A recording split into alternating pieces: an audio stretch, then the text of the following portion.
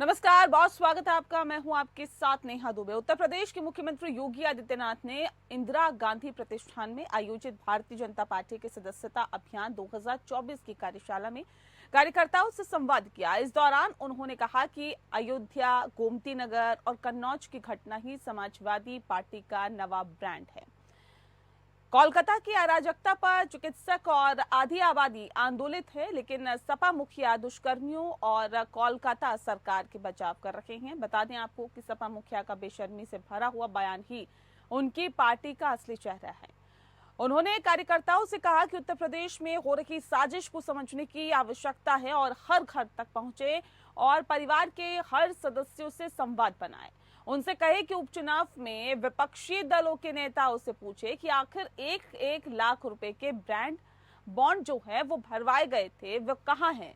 Social media से लेकर आम जन के बीच कांग्रेस और सपा के झूठ का पर्दाफाश कीजिए। राजनीतिक अस्थिरता का दृश्य श्रीलंका और बांग्लादेश में दिखा है। बता दें आपको कि भारतीय राजनीति में लोकसभा चुनाव के 6 महीने पहले से इसकी सुगबुगाहट देखने को मिल रही थी और यूपी में 69,000 शिक्षक भर्ती मामले पर हाईकोर्ट के आदेश के बाद योगी सरकार बैकफुट पर है। वहीं दूसरी तरफ लखनऊ में अभ्यर्थियों ने नियुक्ति पत्र की मांग को लेकर आंदोलन तेज कर दिया है। देर रात तक भर्ती मामले से जुड़े अभ्यर्थियों ने बेसिक शिक्षा निदेशालय के बाहर विरोध प्रदर्शन किया। इसको लेकर अब समाजवादी पार्टी के मुखिया अखिलेश यादव ने योगी सरकार पर निशाना साधा। अखिलेश यादव ने सोशल मीडिया साइट एक्स पर लिखा कि 69,000 शिक्षक भर्ती में ईमानदारी से नियुक्ति के लिए 3 घंटे में कंप्यूटर पूरी सूची तैयार कर सकता है। उत्तर प्रदेश की भाजपा सरकार इसके लिए 3 महीने का जो समय मांग रही है वो संदिग्ध है। इससे अभ्यर्थियों में घपले घोटाले वाली भाजपा सरकार के खिलाफ ये संदेह पैदा हो रहा है कि किसी के द्वारा सर्वोच्च न्यायालय में इस मामले को लेकर जाकर ही कहीं आरक्षण विरोधी भाजपा इस सरकार इसे अपने बचे हुए कार्यकाल के लिए टालना तो नहीं चाहती है। भाजपा का सबसे बड़ा संकट यही है कि उसका असली चेहरा जनता ने देख लिया है और अब जनता भाजपा की सूरत और सीरत पहचान गई है। सपा अध्यक्ष ने इस मामले में योगी सरकार पर जानबूझकर देरी करने का आरोप लगाया। अखिलेश यादव ने कहा कि सरकार इसीलिए देरी कर रही है ताकि कोई इस मामले को सुप्रीम कोर्ट ले जाए और बीजेपी अपने कार्यकाल तक इसे टाल सके। उन्होंने भाजपा पर आरक्षण विरोधी होने का आरोप लगाया। यूपी के डिप्टी सीएम केशव प्रसाद मौर्य और समाजवादी पार्टी के अध्यक्ष अखिलेश यादव के बीच अक्सर जुबानी जंग देखने को मिलती है। दोनों नेता एक दूसरे पर तीखे तंज कसते रहते हैं। बीते दिन केशव प्रसाद मौर्य ने सीएम योगी आदित्यनाथ की तारीफ की तो अखिलेश ने उन पर निशाना साधा, जिस पर अब केशव प्रसाद मौर्य ने पलटवार किया। डिप्टी सीएम केशव प्रसाद मौर्य ने इस बार पार्टी समाजवादी पार्टी के संस्थापक मुलायम सिंह यादव का भी नाम लिया। उन्होंने कहा कि अखिलेश यादव गांधी परिवार के दरबारी बन गए हैं। ये बात नेताजी मुलायम सिंह यादव ने कभी नहीं सोची होगी। केशव प्रसाद मौर्य ने समाजवादी पार्टी अध्यक्ष अखिलेश यादव को लेकर सोशल मीडिया एक्स पर पोस्ट करते हुए लिखा, धरती पुत्र दिवंगत नेता मुलायम सिंह यादव ने सपने में भी नहीं सोचा होगा कि उनके गुजरने के बाद उनका पुत्र अखिलेश यादव दरबारी बन जाएगा गांधी परिवार का। इससे उनका समाज भी आहत है कि नेताजी का बेटा किसी और की चाकरी करे। गौर करने वाली बात है कि बीते रविवार को डिप्टी सीएम केशव प्रसाद मौर्य का एक बयान काफी चर्चाओं में रहा। दरअसल उन्होंने सीएम योगी आदित्यनाथ की तारीफ की। केशव प्रसाद मौर्य मिर्जापुर के मझवा में कार्यकर्ताओं को संबोधित कर रहे थे और इस दौरान उन्होंने कहा कि दुनिया में प्रधानमंत्री मोदी जैसा कोई प्रधानमंत्री नहीं और देश में योगी जैसा कोई मुख्यमंत्री नहीं। मुख्यमंत्री योगी आदित्यनाथ ने कार्यकर्ताओं का उत्साह बढ़ाते हुए कहा कि हमें बैकफुट पर जाने की आवश्यकता नहीं है, बल्कि विपक्ष के कारनामों की पोल खोलने की जरूरत है। इस अभियान को सफलता की नई ऊंचाइयों तक पहुंचाए ताकि उत्तर प्रदेश में साजिश हो रही है और इसे समझने की आवश्यकता है। बहुसंख्यक समाज के विपरीत कथित धर्मनिरपेक्षता की राजनीति करने वाले दलों के स्वर भारत की मूल विचारधारा पर होने वाले हमले में नहीं निकलते।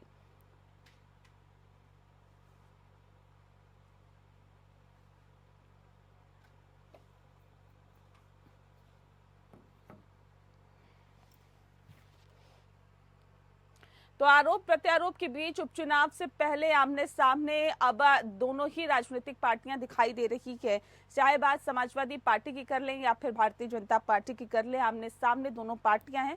लेकिन इस विषय पे आज हम तफसील से चर्चा करेंगे और समझने की कोशिश करेंगे, क्योंकि 10 सीटों पर जो उपचुनाव होने वाले हैं इसमें किस तरह की तैयारी है और तैयारी के साथ साथ कितनी सीटों पर जीत का दम दोनों ही पार्टियां भर रही है। तफसील से चर्चा करने के लिए खास मेहमान हमारे साथ हैं रत्नेश मिश्रा जी, प्रवक्ता है भारतीय जनता पार्टी के। बहुत स्वागत है आपका।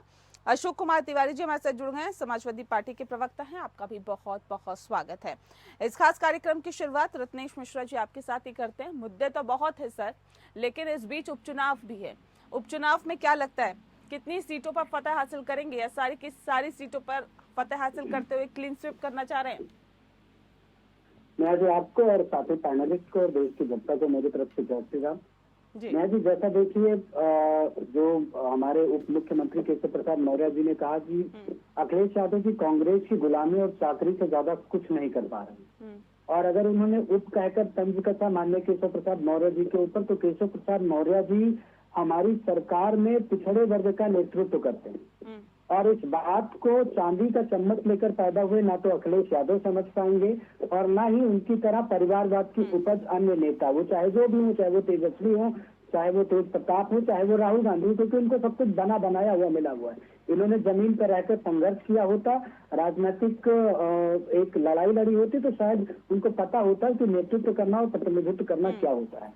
आपने दूसरा सवाल किया कि हम उपचुनाव में क्या जीतेंगे। देखिए, हम उपचुनाव में जीत को लेकर जो 10 विधानसभा सीटें हैं, जो करहाल, मिल्कीपुर, कटोरी, मजवा, फूलपुर, गाजियाबाद, इंद्रकी, सीसामऊ, खैर और मीरापुर, इन 10 सीटों पर भारतीय जनता पार्टी चुनाव जीतेगी, क्योंकि भारतीय जनता पार्टी के कार्यकर्ता और भारतीय जनता पार्टी के नेता लगातार जो लोकसभा चुनाव के टाइम पर झूठी सूचनाएं प्रसारित की गई इंडिया गठबंधन के दलों के द्वारा, और अभी भी जो झूठी बातें भारत के लोगों को, प्रदेश के लोगों को बताई जा रही है, उसका खंडन हम कर रहे हैं, लोगों के बीच जाकर कर रहे हैं। जैसे इन्होंने कहा कि SC/ST का अधिकार खा रही है सरकार, तो मैं तो बस अखिलेश यादव जी से इतना पूछना चाहता हूँ कि भाई साहब, जब राज्यसभा भेजना होता है लोगों को, तब आप SC/ST का रिप्रेजेंटेशन नहीं करते, एक भी SC/ST को आप टिकट नहीं देते। कार्यकर्ता सम्मेलन विधान परिषद के सदस्य बनाने होते हैं, तब आप SC/ST को टिकट नहीं देते। इस समय आपका SC/ST का वेलफेयर का पैमाना कहाँ चला जाता है? भारतीय जनता पार्टी के सदस्यता अभियान 2024 की कार्यशाला सुने, 2024 की कार्यशाला में कार्यकर्ताओं से संवाद किया गया।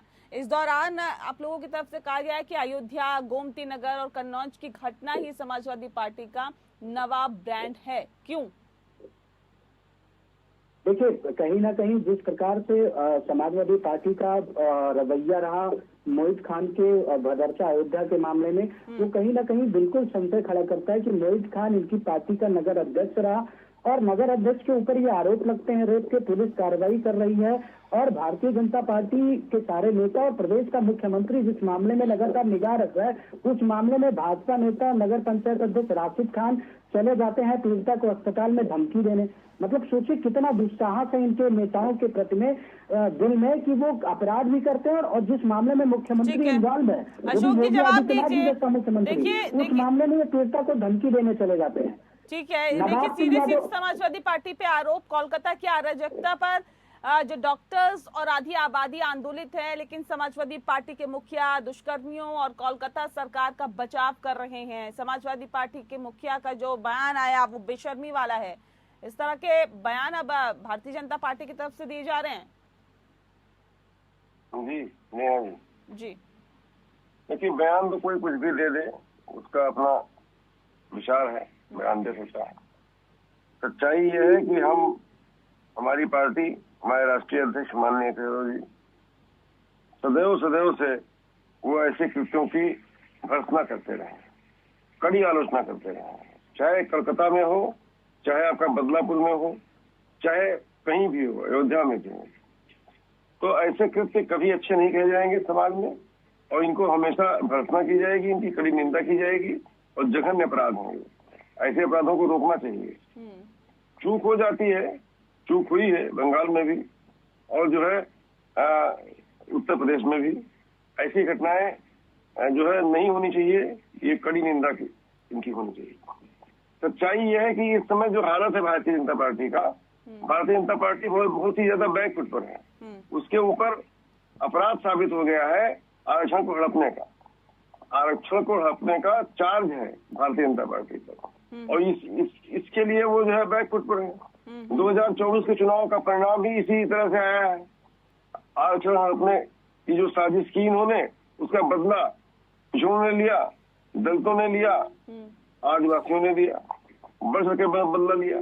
जो महंगाई फैलाई, बेरोजगारी फैलाई, उसके बदले में जो है सवर्ण ने भी इनको जो है दो हाथ किए, और जो है अल्पसंख्यक समाज ने हमारे इनको जो है औकात दिखाई। सच्चाई ये है भारतीय जनता पार्टी इस समय जनता की जो के पक्ष में जो नीतियां होनी चाहिए उनसे इतर चल रही है। वो साफ 69,000 शिक्षक भर्ती घोटाला में अभी कोर्ट का फैसला आया, अब उसमें भी ये टाइम मांग रहे हैं। क्या तरीका है इनका, किस तरह से काम कर रहे हैं? लेटरल एंट्री पे इनको पीछे जाना पड़ा।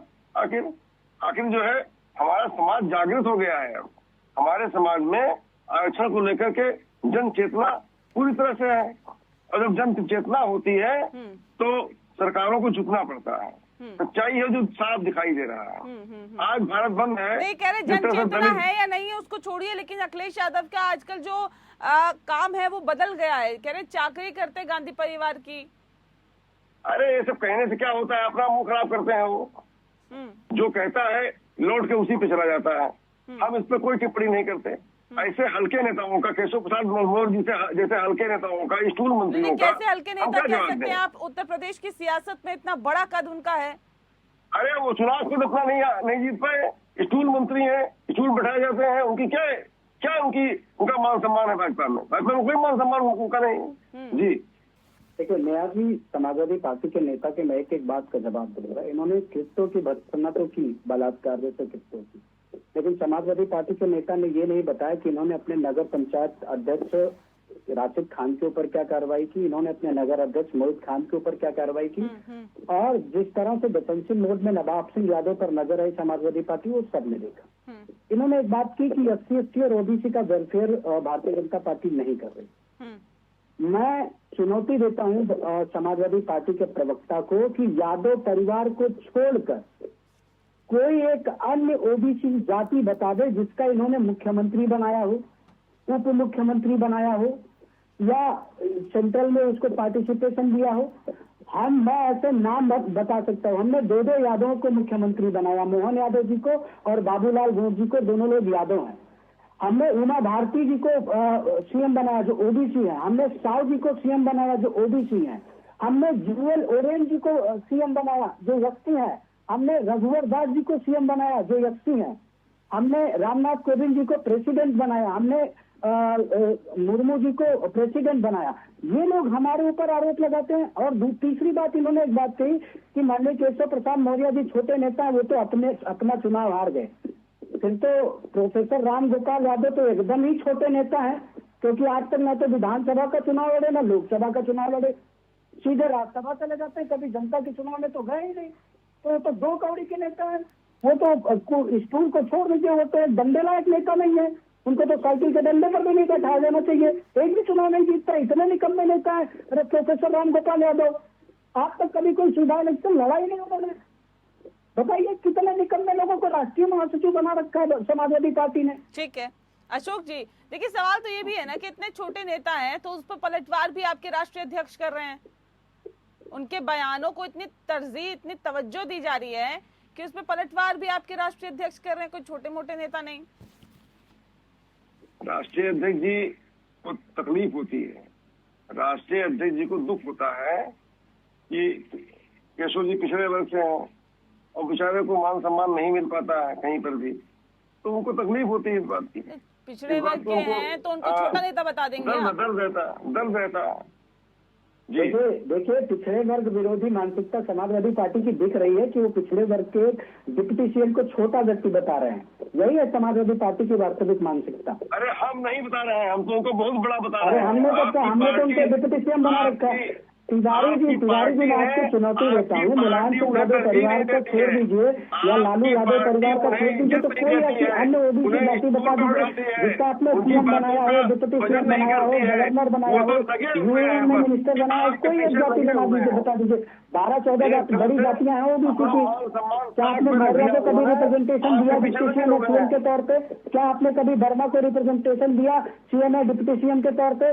क्या आपने कभी निषादों को रिप्रेजेंटेशन दिया सीएम और डिप्टी सीएम के तौर पे? क्या आपने कभी अन्य जातियों को रिप्रेजेंटेशन दिया? अरे कुछ मुंह से चले आते हैं आप लोग, पता नहीं शर्म नहीं आती समाजवादी पार्टी के नेताओं को इस प्रकार की बातें करते हुए। और ओबीसी के नाम पे जानते हैं कौन? नहीं देखिए, अच्छा ये देखिए, बहुत सारे मुद्दे हैं सर। ये देखिए ना, जो शिक्षक बैठे हुए थे, अखिलेश यादव खुद गए हैं ओबीसी के नाम पे, अखिलेश यादव के चाचा गए हैं ओबीसी के नाम पे, अखिलेश यादव की पत्नी गई है ओबीसी के नाम पे, अखिलेश यादव के चाचा का लड़का गया है ओबीसी के नाम पे, अखिलेश यादव के दादा का नाती गया है ओबीसी के नाम पे। अच्छा ये बताइए, मतलब ओबीसी के नाम पे पूरे परिवार को सदन भेज दोगे और पूरे परिवार के हित को बताओगे कि ओबीसी का हित है? अरे भाई, आपने किसी दलित को भेजा होता, कितने दलितों को आपने दलित ओबीसी को छोड़िए ना सर, ये बताइए जो 59,000 शिक्षक भर्ती जो पूरे ईमानदारी से नियुक्ति के लिए 3 घंटे में कंप्यूटर पूरी सूची तैयार करके बेचारे वो बैठे हुए थे, धरना प्रदर्शन कर रहे थे, उनको आधी रात को घसीट दिया गया,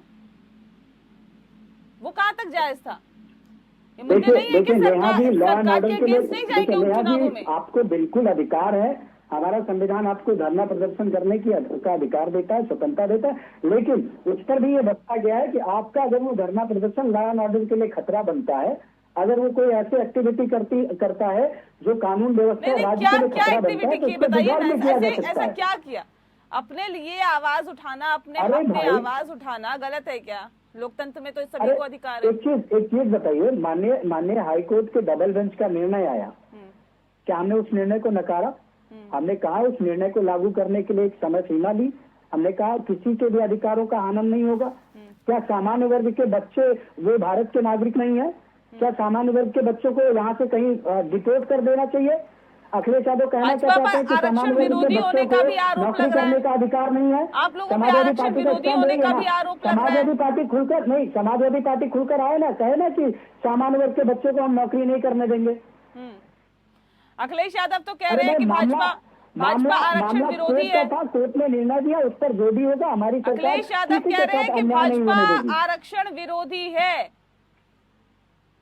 अरे भाई, मैं फिर तो वही कह रहा हूँ कि ओबीसी के नाम पे यादव को छोड़कर कोई एक दूसरी जाति बता दो जिसको इन्होंने रिप्रेजेंटेशन दिया हो, डिप्टी सीएम के तौर पे, सीएम के तौर पे, राज्यसभा भेजी हो। आरजेडी इनका सहयोगी दल है, वो किसको भेजती है राज्यसभा? मनोज झा को, अपर क्लास के हैं। क्यों नहीं आपने किसी दलित या ओबीसी को भेजा? क्योंकि इनको डर है कि अगर ओबीसी की अन्य जातियां आगे जाएंगे, कोई मौर्य आगे जाएगा, कोई कुर्मी आगे जाएगा, तो इनका जो क्या कहते हैं वर्चस्व है वो टूटेगा। इनके जो पेट्रियार्कल पॉलिटिक्स है उसको खतरा उत्पन्न होगा। ठीक है, देखिए तो डर बता रहे हैं तिवारी जी, डिप्टी सीएम बनाया, वाकई डर है क्या? सीएम बनाया, मैं सुन रहा हूँ आपकी बात को। सीएम बनाया। देखिए नेहा जी, अब आप बहुत बोल चुके भाई, बहुत बोल चुके, शांत हो जाए, मैं भी बोल रहा हूँ। आप मुझे मैंने तो आपसे छोटा सा सवाल पूछा है कि अब सुन लेते हैं रत्नेश जी। ठीक है नेहा जी, ये अकेले डिबेट करने आए हैं क्या? इनका लेक्चर कर दीजिए। ठीक है, आपके पास जवाब नहीं है तो नहीं ठीक है रत्नेश जी, ऐसे नहीं, अब नहीं प्लीज। देखिए आपने अपनी बात को बोल रहे हैं ना, मैं अब आती हूँ, थोड़ा सा इंतजार करिए। ठीक है, इन्हीं का लेक्चर करा दो नेहा ना, इनका लेक्चर करा दो, कोई दूसरा डिबेट बंद कर दो। मुख्यमंत्री बनाओ, रत्नेश जी नहीं ऐसे नहीं, लगातार बोल रहे हैं, ऐसे नहीं करते हैं। अब जब अपनी बारी आती है तब बोलते हैं ना। हैंड रेस किया आपने, मैंने मौका दिया ना रत्नेश जी, आपने हैंड रेस किया, मैंने मौका दिया ना। ये बोखला गए, वो शालीनता के साथ सुन भी रहे हैं ना। अब जब उनकी बारी आएगी बोलने की तो बोलने तो दीजिए। लोकतंत्र में ये भी तो सबके पास अधिकार है कि अपनी बातों को रखे। सुनेंगे नहीं क्या आप? दरअसल नेहा जी, मैं चुपचाप सुन रहा हूँ, इसलिए इनकी बातों का कोई अर्थ है नहीं, जनता इनकी बातों पर ध्यान दे नहीं रही है, इसलिए मैं निश्चिंत हूँ, मैं बिल्कुल निश्चिंत हूँ। जनता इनकी बातों को हल्के में ले रही है, भाजपा के प्रवक्ता के, इसलिए इनकी बातों को कोई जवाब भी मैं नहीं दे रहा हूँ। ये बकवास करते जा रहे हैं और बकवास करते रहे, जीवन भर करते रहे। सच्चाई ये है मैंने इस समय जो आपसे मुद्दे पूछा हैं कि अखिलेश यादव के परिवार को छोड़कर लालू यादव के परिवार को छोड़कर सुनिए ना थोड़ा सा रत्नेश जी, थोड़ा सा धैर्य रखिए प्लीज, पेशेंस रखिए थोड़ा सा। जवाब तो लेना पड़ेगा ना। नहीं नहीं ये ऐसे डिबेट करने नहीं देंगे आज की तारीख में एपीएन न्यूज पर डिबेट नहीं करने देंगे। एपीएन न्यूज को हाईजैक कर लिया इन्होंने इनका तो ऑडियो खत्म कर दीजिए, ऑडियो डाउन कर दीजिए इनका, तभी डिबेट हो पाएगी। आपके पास जवाब है नहीं, चलिए अरे ऑडियो चलिए, वक्त की कमी है मेरे पास, बहुत शुक्रिया। आप नहीं ऐसे नहीं होती ना डिबेट। बहुत शुक्रिया आप दोनों मेहमानों का हमारे साथ इस खास चर्चा में शामिल होने के लिए। खास पेशकश में फिलहाल इतना ही। नमस्कार।